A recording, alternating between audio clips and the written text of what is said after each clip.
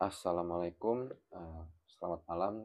Kembali di video baca buku sama gue Wildan.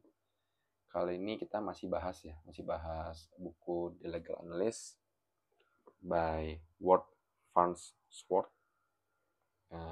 Dia ini kalau gue googling salah satu mantan dekan dari University of Texas School of Law.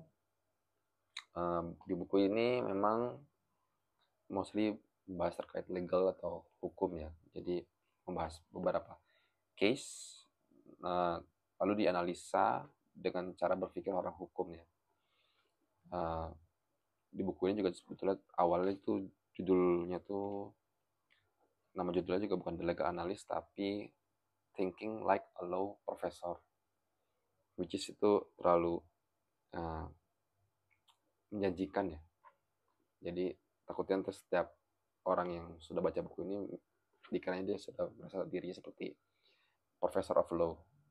Jadi judulnya diganti jadi Legal Analyst kata di buku ini sih depannya gitu. Terus tapi di buku ini juga masih bisa dinikmati ya oleh teman-teman yang backgroundnya bukan legal atau hukum seperti saya sendiri.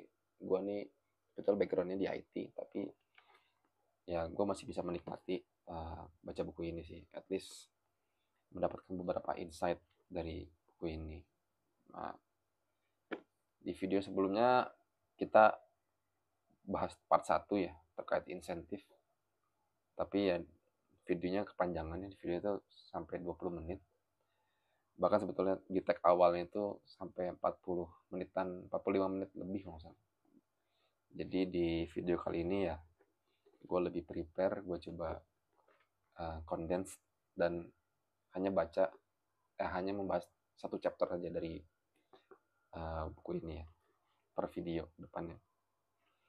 Oke, kali ini kita membahas di part 2 karena part 1-nya sudah kita bahas sebelumnya.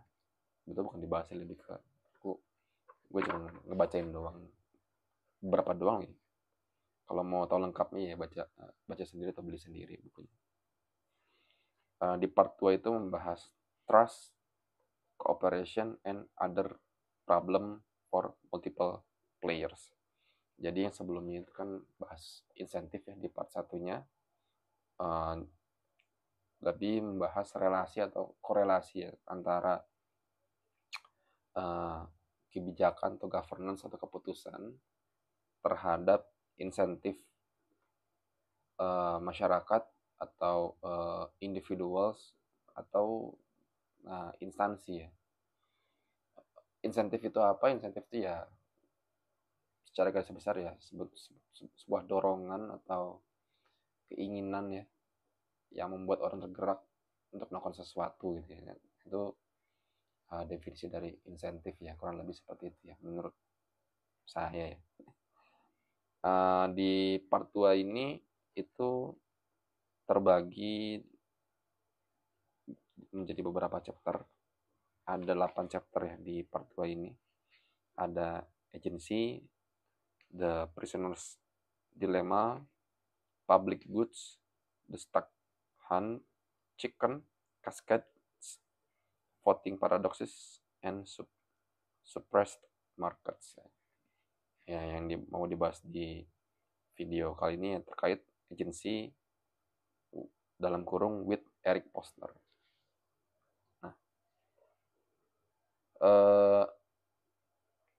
siapa sih Eric Posner ini, atau nama lengkap itu Eric Andrew Posner ya. Dia seorang lawyer, American lawyer, salah satu profesor juga, law professor di University of Chicago, Law School juga, School of Law juga. Dia tuh berkecimpung di dunia law and economics ya. Terus dia juga ada bahas terkait agency theory, membahas relationship atau hubungan antar principles dan agents di buku. Dan tapi siapa sih principles, siapa agents tersebut? Contohnya ya principle itu kayak bos sama bawahannya atau employees-nya, atau citizen atau masyarakat, dia principles-nya, terus agents-nya ya politician-nya, atau client itu principles-nya, atau terus agent-nya lawyer. Jadi secara definisi ya principles itu suatu entitas yang mempunyai ekspektasi terhadap agents-nya, dan agents-nya itu yang mensatisfying demands atau keinginan dari para principles gitu ya. Nah, case-case-nya itu kan tentu ya kita pengen, atau si principles itu pengen si agent-agent ini mau bekerja secara maksimal untuk para principles-nya secara ikhlas tanpa di-abuse gitu ya. Tapi harus ada keseimbangan lah di antara mereka berdua, karena kan sebetulnya di buku ini juga dibilang terdapat there's a natural conflict of interest between them. Ya pastinya kan si agent ini pengen kerja seminimal mungkin, tapi si principal pasti pengen hasil yang semaksimal mungkin ya. Jadi ya disitulah asiknya ya. Ya disitulah pembahasannya. Terus case yang pertama yang dibahas ini, ada banyak case yang dibahas di sini. Yang pertama itu bukan yang pertama, yang pengen gue point out tuh ya, contoh ada sebuah restoran ya. Kita assume restoran tersebut sangat bergantung terhadap kerja kerasnya waiters. Kalau misalnya waitersnya malas ya mostly restoran ini doom atau jelek gitu ya. Tapi kalau misalnya waitersnya work hard ya maybe bakal menguntungkan bagi restoran tersebut. Tapi kan nggak selalu gara-gara si waitersnya kan sebetulnya. Ada beberapa faktor lain, misalnya contoh emang dari cuacanya buruk lah, hujan jadi pelanggannya nggak datang, atau emang lobsternya misalnya itu seafood restoran, lobsternya emang jelek gitu ya, jadi ya restorannya nggak laku. Ada beberapa aspek yang mesti kita consider ya terhadap kesusahan dari restoran tersebut. Nah di lain sisi juga dari sisi waitersnya pasti dia ingin safety net ya, sedangkan ya principlesnya pengen se-efisien mungkin. Mungkin dari sisi principlesnya ya kalau misalnya waitersnya bergerak, misalnya ada pelanggan gitu ya, barulah argonya jalan atau billsnya jalan terhadap si restoran untuk bayar ke waitersnya. Sisi restoran kan jadi principles, bayar ke agentsnya tuh si waiters. Tapi kalau misalnya nggak ada pelanggan yang masuk ya berarti principlesnya atau restorannya free, dia nggak perlu bayar. Si waiters itu kan yang ide yang diinginkan lah ya, maksimal terhadap si principlesnya. Tapi kan di satu sisi ya pengennya dari sisi waiters kan pengennya ya gue ada kepastian lah, at least gue pulang rumah itu bawa duit gitu kan. Jadilah terus gimana mencari keseimbangannya ya di sini gitu ya yang dibahas gitu ya. Nah kalau misalnya di sini itu sebetulnya ya mungkin bukan mungkin di sini dibilangnya ya dibuat flat salary tapi sesuai perhitungannya. Nah yang menjadi insentif atau yang membuat waiters encourage untuk bekerja lebih gitu ya, di sini kalau di Amerika ya ada tip itulah yang jadi insentifnya si si waiters ya atau si agency. Jadi semakin banyak dia melayani pelanggan, ekspektasinya semakin tips yang dia dapat, sehingga ya ada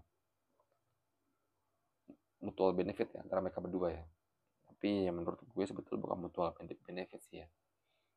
Kan tipnya kan keluar dari pelanggan sebetulnya. Ya ini sebetulnya udah aneh sih. Tapi ya itu yang dibahas di buku ini. At least yang gue pahami nih. Terus juga ada beberapa contoh lain terkait hubungan antara principals dan agents. Terus juga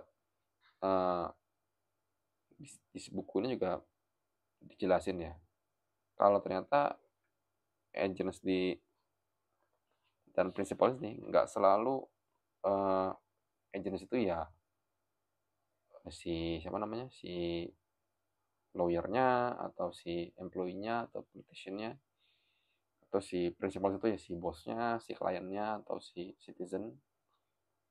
Ada juga subjek yang bisa memiliki dua role tersebut sebagai principal dan sebagai agent juga.